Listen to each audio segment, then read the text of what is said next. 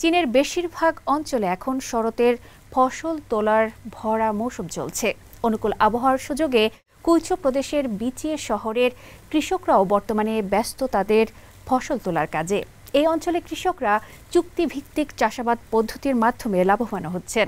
এই পদ্ধতিতে ফসল ফলানোর আগেই তারা কোম্পানির কাছে তাদের উৎপাদিত পণ্য বাজার দরের চেয়ে বেশি দামে বিক্রি করার নিশ্চয়তা পান। আরও বিস্তারিত থাকছে প্রতিবেদনে।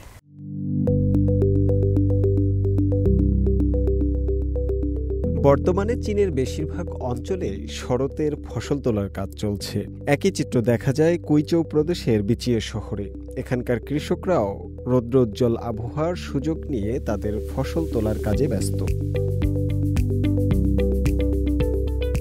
বিচিয়ে শহরের ছিসিংকুয়ান জেলার কৃষকরা চুক্তিবদ্ধ কৃষির সুফল পাচ্ছেন। এই পদ্ধতির মাধ্যমে ফসল ফলানোর আগেই তারা তাদের উৎপাদিত পণ্য বাজার মূল্যের চেয়ে বেশি দামে পাইকারি হারে কোম্পানির কাছে বিক্রি করার নিশ্চয়তা পান। এই পদ্ধতি একদিকে যেমন হুট করে উৎপাদন বন্ধ হওয়া আটকায়, তেমনি বিভিন্ন ঝুঁকি কার্যকরভাবে হ্রাস করে।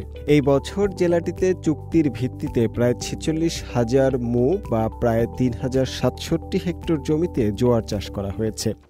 আমি এই বছর ৪৮.২ মু জমিতে জোয়ার চাষ করেছি, যার মোট ফলন প্রায় ১৫,০০০ কিলোগ্রাম।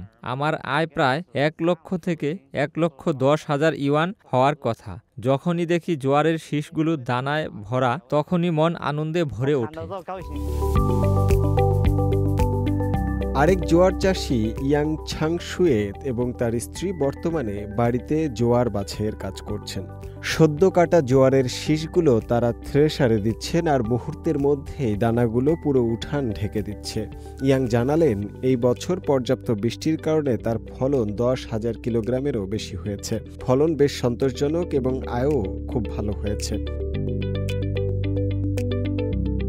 জেলা জুড়ে বিভিন্ন জোয়ার ক্রয় কেন্দ্রও তাদের সংগ্রহ শুরু করেছে। ছিসিংকুয়ানের একটি জোয়ার প্রক্রিয়াকরণ ও সংগ্রহ কেন্দ্রে পরিপুষ্ট জোয়ারের দানা পরিদর্শন করা হচ্ছে, মেশিন দিয়ে বাছাই করা হচ্ছে, পাশাপাশি ওজন করা হচ্ছে এবং সবশেষে সংরক্ষণের জন্য প্যাকেজও করা হচ্ছে। শিয়াও চিছাং টাউনের চাষি শাও মিংছাই একটি কৃষি সংস্থার সঙ্গে চুক্তিতে ৭৫০ মু জোয়ার চাষ করেছেন। তিনি জানান, চুক্তির দাম প্রতি কিলোগ্রাম ৭.৬ ইউয়ান নির্ধারিত হয়েছে, যা তার কাছে বেশ ভালোই মনে হয়েছে। ছিসিংকুয়ান জেলা এবছর অনুকূল উচ্চতা, জলবায়ু, ভূপ্রকৃতি এবং চিংশুই নদীর অববাহিকার জল সম্পদের মতো অনন্য প্রাকৃতিক সুবিধাগুলোকে পুরোপুরি কাজে লাগিয়েছে এবং ফ্যামিলি ফার্ম কেন্দ্রিক জোয়ার শিল্পের জন্য একটি নতুন উন্নয়ন মডেলও তৈরি করা হয়েছে এখানে। এই জেলাটিতে ৭৮টি উদ্যোগ ও সমবায় এবং ৪৩৫টি ফ্যামিলি ফার্ম তৈরি করা হয়েছে, যা ৫,৩৫০টি পরিবারকে জোয়ার চাষে যুক্ত করেছে। আশা করা হচ্ছে প্রতিটি পরিবারের বার্ষিক গড় আয় ২৫০০ ইউয়ানের বেশি বৃদ্ধি পাবে। এছাড়াও জেলা জুড়ে জোয়ার সংগ্রহের প্রক্রিয়া চলছে এবং তা নভেম্বরের শেষ পর্যন্ত চলবে।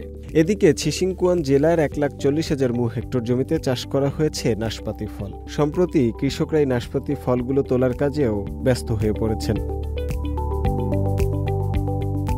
এই বছরগুলোতে স্থানীয় সরকার উৎপাদন, প্রক্রিয়াকরণ, গবেষণা এবং বিক্রয়ের ক্ষেত্রে নাশপাতি শিল্পের সমন্বিত উন্নয়নের কাজ চালিয়ে যাচ্ছে, যার ফলে ধীরে ধীরে একটি সম্পূর্ণ শিল্প শৃঙ্খল তৈরি হয়েছে।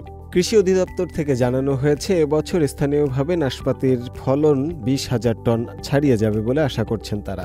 এই শিল্প শুধুমাত্র জমি সম্পদকে কার্যকরভাবে পুনরুজ্জীবিত করেনি, বরং গ্রামবাসীদের বাড়ির কাছাকাছি কর্মসংস্থান খুঁজে পেতে এবং তাদের আয় বাড়াতেও সাহায্য করছে। শুভ আনোয়ার, সিএমজি বাংলা।